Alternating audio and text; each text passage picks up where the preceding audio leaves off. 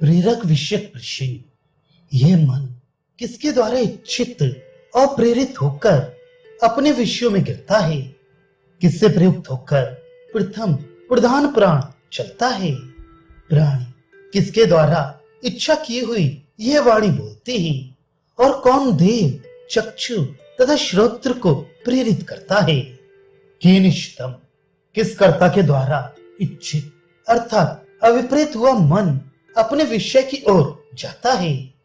यहां कहा है ओम केनिशितम पतति प्रेषितम मनः। यहां पतति क्रिया के साथ स्विषम प्रति का संबंध अन्वय है। यहां आभिक्षण और गत्यर्थक इस धातु संभव न होने के कारण ये इच्छार्थक इस धातु का ही इष्टतम रूप है, ऐसा जानना चाहता है। यह इट प्रयोग वैदिक है। उस प्रपूर्वक इस धातु का ही प्रेरणा अर्थ में प्रेषितम रूप हुआ है।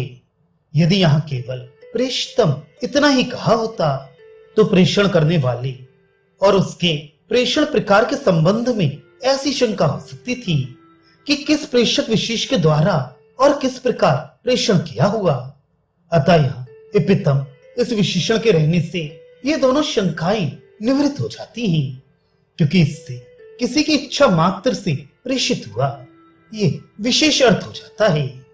शंका यदि यही अर्थ अभिमत था तो केनिशितम इतने ही से सिद्ध हो सकने के कारण प्रेषितम ऐसा और नहीं कहना चाहिए था। इसके अतिरिक्त शब्दों की अधिकता से अर्थ की अधिकता होनी उचित है। इसलिए इच्छा, कर्म अथवा वाणी इनमें से किसके द्वारा प्रेषित, इस प्रकार प्रेषक विशेष का ज्ञान प्राप्त करना आवश्यक होगा। समाधान नहीं, प्रश्न की सामर्थ्य से यह बात प्रतीत नहीं होती, क्योंकि इससे यह निश्चय होता है कि जो पुरुष देह आदि संघात रूप अनित्य कर्म और कार्य से विरक्त हो गया है और इनसे पृथक कूटस्थ नित्य वस्तु को जानने की इच्छा करने वाला है, वही यह बात पूछ रहा है। अन्यथा इच्छा, वाक और कर्म के द्वारा तो इस देह आदि संघात का प्रेरक तो प्रसिद्धि है। अर्थात इच्छा, वाणी और कर्म के द्वारा यह देह आदि संघात मन को प्रेरित किया जाता है। इस बात को तो सभी जानते हैं, अतः प्रश्न निरर्थक ही हो जाता। शंका किंतु इस प्रकार भी प्रेषित शब्द का अर्थ तो प्रदर्शित हुआ ही नहीं। समाधान नहीं, ये प्रश्न किसी संशयालु का है, इसी से प्रेषित शब्द का अर्थ विशेष उत्पन्न हो सकता है। अर्थात जिसे ऐसा संदेह है कि प्रेरक भाव सब प्रसिद्ध भूत और इंद्रियों के संघात रूप देह में है अथवा उस संघात से भिन्न किसी स्वतंत्र वस्तु में ही केवल इच्छा मात्र से मन आदि की प्रेरकता है। इस प्रकार इस अभिप्राय को प्रदर्शित करने के लिए ही किसके द्वारा इच्छित और प्रेषित किया हुआ मन अपने विषय की ओर जाता है, ऐसे दो विशेषण ठीक हो सकते हैं। यदि कहो कि ये बात तो प्रसिद्ध ही है कि मन स्वतंत्र है और वह स्वयं ही अपने विषयों की ओर जाता है, फिर उसके विषय में यह प्रश्न कैसे बन सकता है?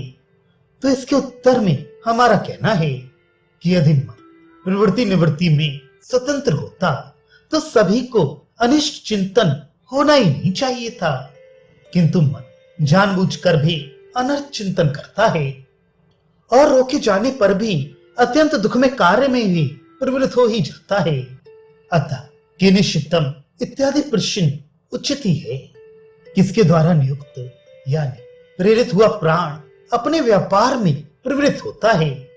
प्रथम यह प्राण का विशेषण हो सकता है, क्योंकि समस्त इंद्रियों की प्रवृत्तियां प्राण पूर्वक ही होती हैं। लौकिक पुरुष किसके द्वारा इच्छित ये शब्द रूपा वाणी बोलते हैं तथा कौन थे द्योतनवान प्रकाशमान व्यक्ति चक्षु एवं श्रोतेंद्रियों को अपने अपने व्यापार में नियुक्त प्रेरित करता है।